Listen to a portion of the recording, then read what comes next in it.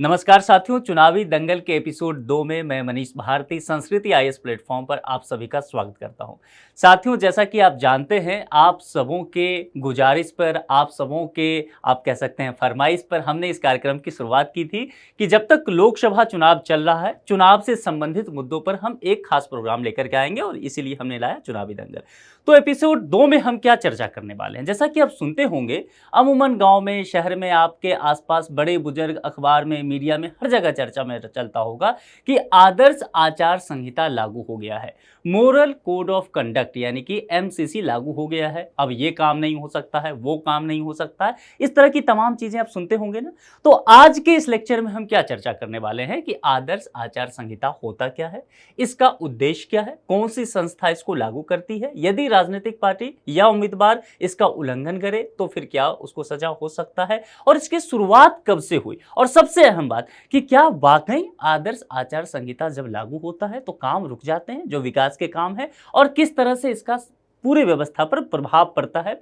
यदि आदर्श आचार संहिता को लागू कराया जाता है तो लागू कराने के लिए जो संस्था इसके लिए जिम्मेदार है वह किन किन संगठनों या व्यक्तियों का इस्तेमाल करती है, इस तमाम मुद्दे पर चर्चा करेंगे। उससे पहले आप ये समझ लीजिए कि यह जो हमारा पूरा कार्यक्रम होने वाला है चुनावी दंगल, ये यूपीएससी एस्पिरेंट के लिए तो महत्वपूर्ण है ही, खास करके इसके अलावा जो आम शहरी भी हैं, आम नागरिक भी हैं, उनकी समझ विकसित करने का भी यह एक कार्यक्रम है। तो चलिए, आदर्श आचार संहिता में काम क्यों रुक जाता है, यही महत्वपूर्ण मुद्दा है। आगे बढ़ते हैं। तो सबसे पहले इसकी शुरुआत कैसी होती है, ये जो चुनावी प्रक्रिया की शुरुआत है ना, तो उससे जुड़ा हुआ मसला है। तो समझिए, जैसे ही चुनाव आयोग के द्वारा क्या होता है, चुनाव की तारीखों की घोषणा की जाती है। जैसे कि आपने इस बार भी सुना होगा कि चुनाव आयोग जो है वह उसके 3 मेंबर जो हैं, एक मुख्य चुनाव आयुक्त और 2 अन्य चुनाव आयुक्त, वो आते हैं प्रेस ब्रीफिंग करने के लिए, और उसमें मुख्य चुनाव आयुक्त जो राजीव कुमार अभी के हैं वह कुछ घोषणाएं करते हैं। यह बताते हैं कि कितने चरण में चुनाव होगा, क्या तारीख रहने वाली है, वोटों की गिनती कब होगा, परिणाम कब आएगा, और क्या पूरी व्यवस्था किया गया है। ये सब जैसे ही होता है ना, उसके बाद ही यह मामला आगे बढ़ जाता है। यानी कि चुनाव की तारीख की घोषणा करते ही चुनाव की प्रक्रिया यहां से शुरू हो जाती है। चुनाव आयोग प्रक्रियाओं की घोषणा कुछ माध्यमों से करता है, जैसे कि चुनाव कितने चरण में होगा। जैसा कि आप जानते हैं कि इस बार जो है 7 चरण में चुनाव होने वाला है। प्रत्येक चरण में कब गजट नोटिफिकेशन जारी होगा, और गजट नोटिफिकेशन जारी होने का तात्पर्य यहां से होता है कि उस चरण में जितने भी, अगर लोकसभा चुनाव है तो लोकसभा के क्षेत्र, फिर वहां से इलेक्शन की प्रक्रिया उस क्षेत्र में शुरू हो गई। कहने का मतलब है कि आप वहां जो भी उम्मीदवार हैं वे नॉमिनेशन की तिथि जारी कर दी जाती है, यानी कि नामांकन कर सकते हैं। इसके अलावा कुछ समय के बाद नाम वापसी की भी तिथि होती है। जैसे कि आप जानते हैं, सूरत लोकसभा क्षेत्र में जो विपक्ष के कांग्रेस के उम्मीदवार थे, कई निर्दलीय उम्मीदवार थे, उन्होंने नाम वापस ले लिया। ठीक है, जैसे कि अभी मध्य प्रदेश से भी यही इंदौर शहर से ये सूचना आ रहा है कि वहां कांग्रेस के उम्मीदवार जो थे उन्होंने नाम वापस ले लिया। तो ये नाम वापसी की भी एक तय तिथि होता है, और उस तय तिथि के बाद आप नाम वापस नहीं ले सकते हैं। तो यह भी एक प्रक्रिया का हिस्सा है। इसके अलावा चुनाव चिन्ह आवंटन की भी तिथि होती है। आप कहेंगे, देखिए, जो राष्ट्रीय पार्टी है या क्षेत्रीय पार्टी है जिनको पहले से चुनाव चिन्ह मिला है, जाहिर सी बात है वे उस चुनाव चिन्ह पर चुनाव लड़ेंगे। लेकिन निर्दलीय उम्मीदवार भी तो होते हैं, तो फिर उन्हें भी तो चुनाव चिन्ह दिया जाता है। तो ये सब भी पूरा एक तरह से प्रक्रिया में शामिल हो जाता है। उसके बाद प्रत्येक चरण में मतदान की तिथि तय होती है। जैसे यहां घोषणा होता है, इसी घोषणा में बता दिया जाता है कि कितने चरण में होगा और उसका डेट क्या रहने वाला है। इसी समय यह भी बता दिया जाता है कि रिजल्ट जो आने वाला है वह रिजल्ट किस तारीख को आने वाला है। यह सारा कुछ उसी दिन बता दिया जाता है चुनाव आयोग के द्वारा। अब यहां एक बात समझिए कि मतगणना की बात भी बता दी जाती है, और यहीं पर यह पूरा कार्यक्रम जैसे ही होता है, यानी कि तारीखों की घोषणा जैसे ही की जाती है, तारीखों की घोषणा होते ही मोरल कोड ऑफ कंडक्ट लागू हो जाता है, यानी कि आदर्श आचार संहिता, शॉर्ट में एमसीसी इसे कहा जाता है, यह लागू हो जाता है। यदि लोकसभा का चुनाव होता है तो पूरे देश में यह लागू होता है। मान लीजिए किसी राज्य में विधानसभा का चुनाव हो तो संबंधित पूरे राज्य में यह लागू हो जाता है। हम इस पर विस्तार से आपको बताएंगे। अब यहां पर सबसे पहले समझ लेते हैं कि आदर्श आचार संहिता है क्या। देखिए, यह कोई कानून नहीं है, न ही संविधान में इसका जिक्र कहीं मिलता है, लेकिन यह फिर भी आप कह सकते हैं कि एक नियम बन गया है और उस नियम से आगे बढ़ता है। इसका उद्देश्य रखा गया कि स्वतंत्र और निष्पक्ष चुनाव कराने के लिए। अब स्वतंत्र और निष्पक्ष चुनाव कराने के लिए कुछ नियम तय कर दिए गए, ठीक है। जैसे कि अगर कोई राजनीतिक दल या उम्मीदवार आचार संहिता के उल्लंघन का दोषी पाया जाता है तो चुनाव आयोग के द्वारा कार्रवाई भी की जाती है। ये सब इस नियम के तहत ही होता है। अब कार्रवाई कई तरह के हो सकता है, जैसे कि उस उम्मीदवार को चुनाव लड़ने पर ही प्रतिबंध लगा दिया जाए। यह भी हो सकता है कि मान लीजिए किसी सभा में वह उम्मीदवार कोई भाषण कुछ दे रहा होता है और यह समझ में आता है कि वो घृणा फैला रहा है, ठीक है, हेट स्पीच दे रहा है या भड़काऊ भाषण होता है, तो यह भी चुनाव आयोग के द्वारा कर दिया जाता है कि अगले 5 दिन तक आप चुनाव प्रचार नहीं कर सकते हैं, ठीक है। तो यह भी, अब इससे आगे अगर मामला बढ़ गया तो चुनाव लड़ने पर ही उस उम्मीदवार को पाबंदी लगा दिया जाए। मामला और संगीन होता है तो आपराधिक मुकदमा तक दायर हो जाता है। यह कई बार होता है कि वह उसे नोटिस भी देते हैं, कारण बताओ नोटिस उम्मीदवार को या संबंधित पार्टी को भेजा जाता है कि आपने ऐसा क्यों किया है, आप जवाब दीजिए इस तारीख तक। यह भी होता है। अगर मान लीजिए मामला बहुत ज्यादा संगीन हो जाए तब जेल तक की सजा हो सकती है। तो आदर्श आचार संहिता व्यवहार स्वरूप में जरूर आया, लेकिन यह बहुत ज्यादा सख्ती से लागू कराया जाता है चुनाव आयोग के द्वारा चुनाव के समय में। आदर्श आचार संहिता की शुरुआत कैसे हुई? किसी चीज की शुरुआत जब होती है ना तो बहुत दिलचस्प होता है, उसे जानना पड़ता है। अब इसे आप समझिए कि 1960 में केरल विधानसभा से इसकी शुरुआत होती है। और केरल विधानसभा से जब इसकी शुरुआत होती है तो जैसा मैंने कहा कि ये कानूनी तौर पर नहीं शुरू होता है। राजनीति शुचिता को बहाल करने के लिए, पारदर्शिता लाने के लिए, जनता के प्रति जिम्मेदारी दिखाने के लिए आपस में ही विभिन्न राजनीतिक दल और नेता इसकी शुरुआत करते हुए नजर आते हैं, ठीक है। और सहमति के साथ मिलकर के कुछ नियम बनाते हैं कि इस बार की जो हम चुनाव लड़ने वाले हैं उसमें ये नियम हम तय कर लेते हैं, ठीक है। हम अपने ऊपर स्वयं ही पाबंदी लगाते हैं। यह उस समय केरल विधानसभा में 1960 में हुआ था। आपको मैं एक उदाहरण के जरिए इसको समझाना चाहूंगा। हम सभी जो है महाभारत का युद्ध देखते होंगे, ठीक है, रामायण में युद्ध देखते होंगे, भगवान श्री राम और रावण का युद्ध, पूरा ये सब तो आपने देखा ही होगा। अच्छा, अब जब आप युद्ध देखते होंगे तो उससे पहले जब मैदान में, जैसे मान लीजिए महाभारत की युद्ध की बात करता हूं आपसे, कुरुक्षेत्र में जैसे पहुंचते हैं तो भीष्म पितामह और देखते होंगे उधर से युधिष्ठिर वगैरह आते हैं और युद्ध के कुछ नियम तय किए जाते हैं। युधिष्ठिर अपने शिविर में होते हैं, धर्मराज होते हैं, उन्हें संदेश भेजा जाता है कि पितामह आपको बुलाए हैं, क्यों? तो युद्ध शुरुआत होने से पहले कुछ नियम बना लिए जाए कि युद्ध किस हिसाब से लड़ा जाएगा। देखिए, कोई नियम नहीं है, लेकिन दोनों पक्ष आपस में बैठ करके पहले ही इसकी चर्चा कर लेते हैं। जैसा कि आपने ये तो सुना ही होगा कि सूर्यास्त होने के बाद युद्ध नहीं होगा, यानी कि सूर्यास्त हो गया, सूर्य डूब चुके हैं, संध्याकालीन बेला हो चुका है तो युद्ध समाप्त हो जाएगा, अगले दिन फिर सूर्योदय के साथ युद्ध होगा, ये सुना होगा। इसके अलावा यह भी आपने सुना होगा कि कोई योद्धा यदि निहत्था है तो उस पर शस्त्र से वार नहीं किया जाएगा, अस्त्र से वार नहीं किया जाएगा, यानी कि हथियार वाला योद्धा उससे लड़ेगा नहीं। आपने यह भी अभिमन्यु वाले घटना में सुना होगा कि एक योद्धा से कई योद्धा नहीं लड़ेंगे, लेकिन अभिमन्यु वाले मामले में थोड़ा सा ये अलग हो गया था, इसलिए वह अनैतिक था, कदाचार हो गया था, उसमें रूल को नहीं फॉलो किया गया था। यह भी आपने सुना होगा कि कमर से नीचे वार नहीं किया जाएगा। कुल मिलाकर के मेरा कहने का तात्पर्य है कि मैं आपको समझाना चाहता हूं इस घटना के द्वारा कि जिस तरह से वहां दोनों पक्ष ने आपस में बैठ करके कुछ नियम बना लिए थे कि हम इस नियम के आधार पर युद्ध लड़ने वाले हैं, ठीक वैसे ही चुनाव को आप एक युद्ध समझ लीजिए। और उस समय क्या हुआ था 1960 में, बहुत दिलचस्प बात था। और ये देखिए, यही सब बातें हैं ना भारतीय राजनीति को परिपक्व बनाता है। इसलिए कहते हैं भारत के लोगों के नसों में, लहू में, खून में लोकतंत्र दौड़ता है, और शायद इसीलिए दुनिया का सबसे विशाल और महान लोकतंत्र भारत को कहते हैं।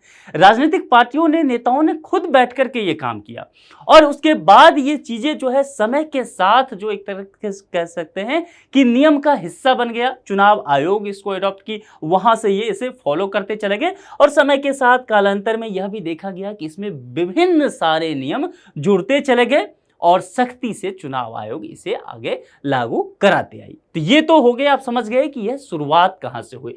इसके अलावा हमारे लिए सबसे जो अहम चीज हो जाता है, यूपीएससी एस्पिरेंट होने के नाते भी, आम शहरी होने के नाते भी, कि चुनाव आयोग आखिर आदर्श आचार संहिता क्यों लागू कराती है, इसका उद्देश्य क्या होता है। देखिए, होता क्या है कि जो भी दल सत्तारूढ़ होती है उसको एडवांटेज तो जरूर होता है, क्योंकि पूरी सिस्टम उसके हिसाब से काम करती है। सभी प्रशासक उसके लिए काम करते हैं, वह सत्ता में है, उसके पास पावर है, ठीक है, वो ऑलरेडी उस वक्त जनता के प्रतिनिधि होते हैं, तो उनके पास जो है बहुत ज्यादा शक्ति होता है, उनके पास वैधानिक शक्ति भी होता है, कार्यपालिका की भी शक्ति होती है।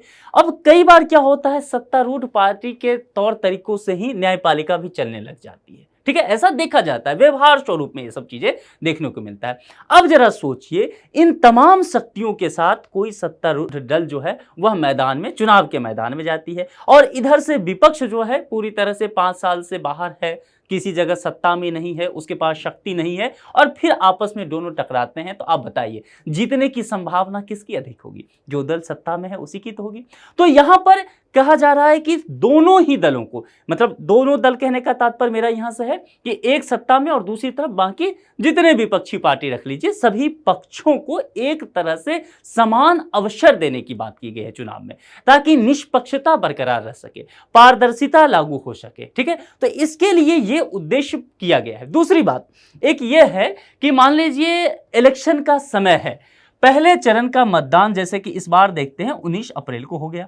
अब चूंकि केंद्र की सरकार में अभी भारतीय जनता पार्टी बीजेपी या इनके जो इनका है एनडीए, यह सत्ता में है, ठीक है। अब 19 अप्रैल को यदि बीजेपी को ऐसा लगता है कि जितनी हम लोगों की उम्मीद थी उस हिसाब से पहले फेज में प्रदर्शन नहीं हुआ है, इनका जो आंतरिक सर्वे ये करता है और आदर्श आचार संहिता लागू नहीं होता, तो क्या करते ये यहां से आगे बढ़ते और कुछ घोषणा कर देते, ठीक है, कुछ लोक लुभावन घोषणा कर दिया जाता कि टीए बढ़ जाएगा या डीए बढ़ जाएगा केंद्रीय कर्मचारियों के लिए, या कुछ और तरह की घोषणा कर दी जाती कि जितने भी लोग हैं 60 प्लस हैं सभी को 1000 रुपया प्रति माह पेंशन आज से ही लागू कर दिया जाएगा, किसानों का बिजली बिल माफ कर दिया जाएगा, पहले चरण के बाद हो जाता। तो इसका असर दूसरे चरण के चुनाव में पड़ता या नहीं पड़ता? जो चुनाव 26 अप्रैल को होता उसमें फिर लोग टूट करके सिर्फ किसको वोट देते? बीजेपी को, और फिर उसके हिसाब से अगले चरण में और फिर कुछ घोषणा हो जाती। तो इस तरह की चीजें चलता रहता। तो बताइए क्या निष्पक्ष चुनाव हुआ? दूसरे पक्ष को क्या समान अवसर मिला? तो इन सब चीजों पर रोक लगाया जाता है। यानी कि जो दल सत्तारूढ़ दल है उसका मकसद क्या होता है? जो भी सत्तारूढ़ दल होती है उसका मकसद होता है कि हम अच्छा काम करें, हम विकास का काम करें, ताकि फिर से लोग हमें चुने और फिर से हम सत्ता में आ सकें। लेकिन ये विकास का काम तब तक उनको करने दिया जाता है जब तक आदर्श आचार संहिता नहीं लागू हो गया है। उसके बाद वो किसी तरह की घोषणा नहीं कर सकते हैं, ताकि यहाँ पर वोटर को अपने पक्ष में करने की बात की जाएगी, वोटर को कहीं ना कहीं एक तरह से लुभाने की कोशिश की जाएगी। तो इस पर रोक होता है ताकि सभी दल को समान अवसर यहाँ पर मिल सके। ये मामला पूरी तरह से उदाहरण के साथ आपको समझ में आ गया होगा, मैं उम्मीद करता हूं। चलिए अब आगे बढ़ते हैं, और यह सबसे महत्वपूर्ण है कि यदि आदर्श आचार संहिता लागू हो गया है, एमसीसी लागू हो गया है, चुनाव की घोषणा प्रक्रिया की हो गई है, ठीक है, बता दिया गया है कि कितने चरण में होगा, किस किस तारीख को होगा, कब नामांकन होगा और कब जो है चुनाव का परिणाम आ गया, ये सब चीज हो चुका है। लेकिन यहां पर सबसे प्रमुख चीज है यही कि प्रमुख प्रावधान क्या है एमसीसी के। देखिए इसके तहत आपको थोड़ा सा धैर्य के साथ, क्योंकि लंबा चौड़ा इसका लिस्ट है चुनाव आयोग के द्वारा, तो क्या क्या है उस पर एक एक करके बात करते हैं।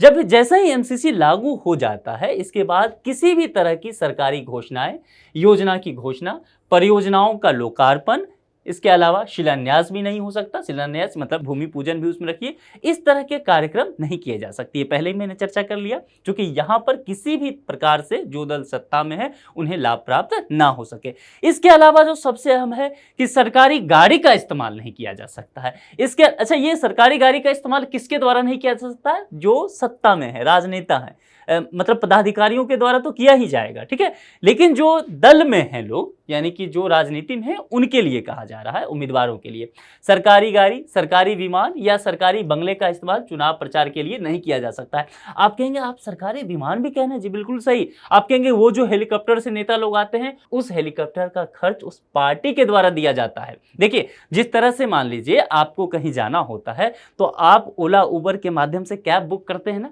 ठीक ऐसे ही ये जो चॉपर वाली कंपनियां होती है, हेलीकॉप्टर वाली कंपनियां, इनके पास बहुत सारे हेलीकॉप्टर होते हैं। तो लोग क्या करते हैं, जो भी पार्टी होता है, उम्मीदवार होता है, पहले से ही कितने दिन के लिए उन्हें चॉपर चाहिए, कितने से कितने वक्त के लिए वो बुक करके रख लेते हैं। ठीक है, वह पार्टी के पैसे से जाता है, ध्यान रखना है।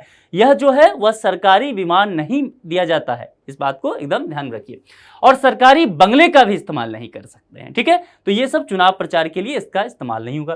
किसी भी पार्टी, प्रत्याशी या समर्थकों को रैली या जुलूस निकालने या चुनावी सभा करने से पहले पुलिस से अनुमति लेनी होगी। नहीं तो क्या होगा, एक ही ग्राउंड में 3 पार्टी की रैली हो रही है और पता चला सभी आपस में वहीं पे उलझ गए, सभी के कार्यकर्ता वहीं पे दंगा फसाद कर दिए, तो पुलिस से आपको पूर्व अनुमति लेनी पड़ेगी, जो भी वहां के जिला प्रशासन है उसके द्वारा फिर व्यवस्था करके दिया जाएगा।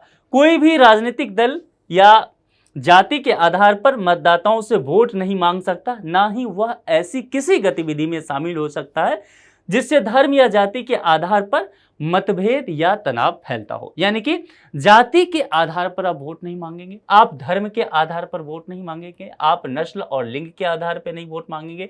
यानी कि किसी भी इस प्रकार का कृत्य नहीं होना चाहिए जिससे यह परिणाम हो सकता हो कि दंगा हो सकता है, घटना उत्पन्न हो सकती।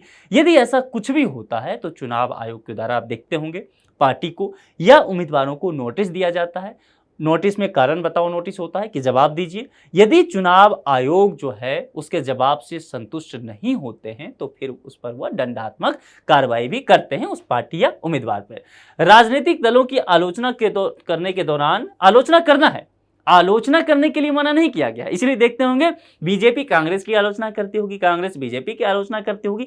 लेकिन आप एक बात पर गौर कीजिएगा, जैसे ही यह मामला बहुत आगे बढ़ जाता है दोनों ही दल जो है चुनाव आयोग के पास पहुंच जाते हैं कि देखिए उन्होंने ये बोल दिया। तो आलोचना करना है, चुनाव आयोग ने मना नहीं किया है, पर आप आलोचना क्या कीजिए, नीतियों की। इसलिए जब भी प्रधानमंत्री बोलते होंगे तो 70 साल से कांग्रेस ने ये नहीं किया, ठीक है, ये बोलते होंगे कांग्रेस ने 10 साल में आपने क्या कर लिया, इस तरह की बातें चलती होगी। ठीक है, अब हमें राजनीति में नहीं जाना है, मैं आपको उदाहरण दे रहा हूं ताकि आप चीजों को व्यवहारिक तौर पर इसे समझ सके। तो आपको आलोचना तो करना है लेकिन नीतियों की आलोचना कीजिए। जो घोषणा पत्र जारी किया गया है, जो सरकार के द्वारा काम किया गया है, योजनाएं हैं, उसको लेकर के बात कीजिए। पूर्व की जो रिकॉर्ड हैं इसी तक कार्य को सीमित रखिए। आप आलोचना को व्यक्तिगत स्तर तक ना ले जाए, हिंसा फैलाने तक ना ले जाए। अनुमति के बिना किसी की जमीन, घर, परिसर की दीवारों पर पार्टी के झंडे, बैनर आदि नहीं लगाए जा सकते हैं। देखिए, आप व्यवहार स्वरूप में ये चीज देखते हैं, लोकसभा का चुनाव जैसा ही आता होगा या विधानसभा का चुनाव या मैं कहता हूं कि ग्राम पंचायत का चुनाव आता होगा, आपके घर के बाहर बहुत सारे पोस्टर चिपका दिए जाते होंगे। आप कई बार हमारे घर के बुजुर्ग मना भी करते हैं कि यहाँ मत लिखो दीवार पे, लेकिन पार्टी के लोग कुछ ना कुछ आकर के लिख देते। अगर आपके पास ये अधिकार है, यदि आप शिकायत कर देते हैं उस पार्टी का, आपके पास वीडियो हो, इलेक्शन कमीशन के पास शिकायत कर देते हैं तो संबंधित पार्टी और उम्मीदवार पर कार्रवाई हो सकती है। तो आप अपने अधिकार को भी समझिए। मतदान के दिन शराब की दुकानें बंद रहती है, वोटरों को शराब या पैसे बांटने पर मनाही होता है। ये जो शराब ऐसी बला है ना जिसका इलेक्शन में बहुत प्रयोग किया जाता है, तो मतदान के दिन चुनाव आयोग ने कहा कि भाई शराब जो है वो उसकी पूरी दुकान ही बंद रहेगा जिस भी क्षेत्र में जहां भी चुनाव हो रहा होगा। दूसरी बात यह भी कहा गया कि वोटरों को शराब या पैसे बांटते हुए यदि आप पकड़े गए तो आप पर कार्रवाई की जाएगी, आप ऐसा नहीं कर सकते हैं। मतदान के दौरान यह सुनिश्चित करना है कि मतदान बूथों के पास राजनीतिक दल और उम्मीदवारों के शिविर में भीड़ इकट्ठा ना हो। इसके अलावा यह भी किया गया है कि शिविर को लेकर के भी कुछ गाइडलाइंस दिए गए हैं कि क्या हो, यदि शिविर हो, जाहिर सी बात है जहां मतदान केंद्र होगा तो उम्मीदवार का शिविर तो होगा, लेकिन शिविर बहुत साधारण स्तर पर हो, वहां किसी तरह का प्रचार सामग्री मौजूद नहीं हो। क्योंकि प्रचार सामग्री क्यों नहीं मौजूद होने की बात की जाती है कि पहले ही इलेक्शन के पूर्व ही, जैसे चुनाव प्रचार मॉडल कोड ऑफ कंडक्ट में कह दिया जाता है कि इतने घंटे पूर्व ही आपको प्रचार रोक देना है ताकि वहां से प्रशासनिक कार्रवाई शुरू हो सके। ठीक है, तो ये शिविर में कोई खाद्य सामग्री ही नहीं परोसा जाएगा। आप खाद्य सामग्री परोसे जाने के नाम पर आप जो वोटर हो सकते हैं उसको लुभा सकते हैं। ठीक है, सभी दल और उम्मीदवार ऐसी सभी गतिविधियों से परहेज करें जो चुनावी आचार संहिता के तहत भ्रष्ट आचरण और अपराध की श्रेणी में आते हों। क्या क्या देखिए, जैसे मतदाताओं को पैसा नहीं देना। आप इलेक्शन के समय देखते होंगे ना, अमुक नेता के गाड़ी से इतने करोड़ रुपए का कैश बरामद हुआ, अब उस पर चुनाव आयोग संज्ञान ले लेती है। तुरंत उस पर कार्रवाई किया जाता है, इस तरह की चीजें। या अमुक पार्टी जो है शराब की बोतल बांटते हुए पकड़ी गई, या अमुक पार्टियों के द्वारा साड़ियां या कुछ जेबर या टीवी रेडियो इस तरह की चीजें जो है बांटी जाती है। भारतीय लोकतंत्र बहुत दिलचस्प है, इसमें ये सभी कुछ देखने को हमें मिलता है। मतदाताओं को डराना धमकाना ये नहीं कर सकते हैं आप। इसके अलावा फर्जी वोट नहीं डलवा सकते हैं। मतदान केंद्रों से 100 मीटर के दायरे में प्रचार करने की बात भी यहां पर किया गया है कि वो नहीं होना चाहिए। मतदान से पहले प्रचार बंद हो जाने के बाद भी प्रचार करते हैं आप तो ये गलत बात हो जाएगा। मतदाताओं को मतदान केंद्रों तक ले जाने और वापस लाने के लिए वाहन उपलब्ध कराना, और जैसे ही एमसीसी लागू हो जाता है तो चुनाव आयोग की इजाजत के बिना किसी सरकारी अधिकारी या कर्मचारी का ट्रांसफर नहीं किया जा सकता। ये बहुत दिलचस्प बात है। मान लीजिए कि जिस दिन ये एमसीसी लागू हो गया है और उस दिन उसके बाद यूपी गवर्नमेंट चाहे कि मुझे गोरखपुर के डीएम का तबादला करना है तो क्या वो कर सकती है? नहीं कर सकती है। इससे यहां पर चुनाव आयोग के हाथ में ये सब चीज आ गया जैसे ही एमसीसी लागू हो जाता है, ठीक है। उससे पहले कर सकती है, ये राज्य सरकार का अधिकार है, ठीक है, लेकिन उसके बाद ये नहीं हो सकता है। तो ये चीजें आपको ध्यान में रखना है।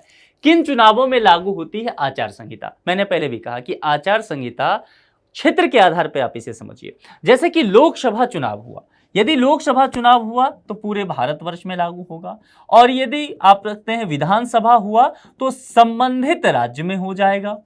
आप कहेंगे बाकी तो चुनाव भी होता है, बाकी चुनाव में क्या क्या होता है? जैसे कि आप इसे कह सकते हैं कि स्थानीय चुनाव होता है, स्नातक होता है, शिक्षक निर्वाचन क्षेत्रों से संबंधित होता है, विधान परिषदों के निर्वाचन से संबंधित होता है। इन सभी में एमसीसी लागू किया जाता है। चलिए आगे बढ़ते हैं। कब तक लागू रहती है आचार संहिता? अब देखिए शुरुआत कब से हुआ था? जैसे ही चुनाव आयोग ने चुनाव की प्रक्रिया की घोषणा कर दी थी, तारीख की घोषणा कर दी थी, एमसीसी अपने आप स्वतः ही उस दिन से लागू हो गया। लेकिन प्रश्न यह तो उठता है कि भाई साहब कब तक लागू रहेगा? क्योंकि बहुत सारे विकास के काम रुके हुए, जनता के काम, तो ये लागू कब तक रहेगा? तो लोकसभा निर्वाचन अथवा राज्य विधानसभा निर्वाचन के मामले में आचार संहिता निर्वाचन प्रक्रिया पूरी होने तक लागू रहती है। जब तक निर्वाचन प्रक्रिया पूरी तरह से पूरी नहीं हो जाती है, समाप्त सारी व्यवस्था नहीं रहता है, तब तक मॉरल कोड ऑफ कंडक्ट लागू रहता है। उपचुनाव की स्थिति में, उपचुनाव मतलब समझते हैं ना, मान लीजिए अभी जैसे लोकसभा के में चुनाव हो रहा है, 2 महीना बाद ही या 1 साल बाद ही किसी सीट पर कोई इस तरह की स्थिति उत्पन्न हो जाए कि जो भी प्रत्याशी थे वह खाली हो जाए। जैसे मान लीजिए वो इस्तीफा दे दिए, या उनके पार्टी ने उन्हें निकाल दिया, वो दल बदल कानून में आ गए, या किसी मान लीजिए अप्रिय घटना में उनकी मृत्यु हो जाती है, किसी भी स्थिति में वह सीट खाली रह जाता है, तो जाहिर सी बात है खाली तो नहीं रहेगा। जनप्रतिनिधि हैं तो जनता की आवाज जो है सदन में पहुंचना चाहिए। इसके लिए क्या होगा? फिर से चुनाव कराया जाएगा। अब फिर से चुनाव कराने के लिए पूरे राज्य या पूरे देश में तो नहीं होगा चुनाव, तो वह एक सीट जो खाली हुआ है उस एक सीट पे चुनाव करा लिया जाएगा। इस स्थिति को बोलते हैं बाय इलेक्शन, यानी कि उपचुनाव की बात कहते हैं। तो उपचुनाव में रिटर्निंग अधिकारी द्वारा उपनिर्वाचन का परिणाम घोषित किया जाने के बाद तुरंत ही आचार संहिता खत्म हो जाता है। ये मामला यहां समझ में आ गया। चलिए आगे बढ़ते हैं। किस क्षेत्र पर लागू होती है आचार संहिता? पहले भी हमने इसको लेकर के एक बार आपसे कहा है कि लोकसभा का चुनाव होगा तो पूरे देश में लागू होगा। यदि आप राज्य विधानसभा निर्वाचन की बात करेंगे तो आचार संहिता संबंधित राज्य से में लागू होगा। जैसे कि 5 राज्यों में चुनाव हो रहा है, जैसे कि उत्तर प्रदेश रख लेते हैं, बिहार में चुनाव हो रहा है, दिल्ली में हो रहा है, असम में हो रहा है और कर्नाटक में हो रहा है, तो इन्हीं 5 राज्यों में आचार संहिता लागू किया जाएगा। ऐसा नहीं कि गुजरात में उस समय लागू हो जाएगा, ऐसा नहीं कि महाराष्ट्र में उस समय लागू हो जाएगा। आप कहेंगे उत्तर प्रदेश में ये चुनाव हो रहा है लेकिन गुजरात में भी तो बीजेपी की सरकार है। कोई बात नहीं है, गुजरात में बीजेपी की सरकार है, यहाँ पर घोषणाएं हो सकती है, यहाँ ये राज्य के लिए है ना, तो यूपी में नहीं हो सकता, इस बात का ध्यान रखना है। चलिए उसके अलावा उपचुनाव की स्थिति में देखते हैं तो आचार संहिता उस जिले या उन जिलों में ही लागू होती है जिसके विधानसभा या जो संसदीय क्षेत्र होता है उसमें निर्वाचन होना हो। यदि निर्वाचन क्षेत्र में उपचुनाव होने हैं, उसमें राज्य की राजधानी, महानगर, नगर निगम आते हैं, तो आदर्श संहिता जो है केवल उस विधानसभा क्षेत्र के जो खंड विशेष हैं उसी में लागू होता है, पूरे जिले में फिर ये लागू नहीं होगा। ठीक है, किन संस्थाओं पर लागू होती है आचार संहिता, ये भी एक महत्वपूर्ण मसला हो जाता है। देखिए यदि जैसे मैंने कहा कि लोकसभा चुनाव की स्थिति की जैसे ही बात आपने किया तो ये केंद्र सरकार पे लागू हो जाएगा। राज्य सरकार पर भी लागू हो जाएगा। केंद्र सरकार या राज्य सरकार द्वारा पूर्ण या आंशिक रूप से वित्त पोषित सभी संगठनों, समितियों, निगमों, आयोगों पर, जैसे कि राष्ट्रमंडल खेल आयोग समिति हो गया, विद्युत नियामक आयोग हो गया, जल बोर्ड हो गया, परिवहन निगम हो गया, अन्य किसी विकास प्राधिकरण आदि पर भी ये लागू होगा। अच्छा, आप कहेंगे केंद्र सरकार और राज्य सरकार, तो सर मुझे समझ में आ गया, पर मुझे ये नहीं समझ में आ रहा है कि ये राष्ट्रमंडल खेल आयोजन समिति पर आदर्श आचार संहिता क्यों लागू करवा रहे हैं। ये तो खेल से संबंधित है, ये काम तो होने दीजिए, राजनीति से दूर रखिए। हाँ देखिए, यहां पर इस बात को समझिए, मैंने कहा था कि कोई भी लोक लुभावन वादा ना किया जाए, नई घोषणाएं नहीं की जाए। तो खेल में भी तो ये चीजें हो सकता है ना, परिवहन निगम में भी तो ये हो सकता है ना कि यहाँ नई वैकेंसी आ जाए। ये जो है विद्युत नियामक आयोग में भी तो हो सकता है ना, बिजली बिल माफ कर दिया जाए।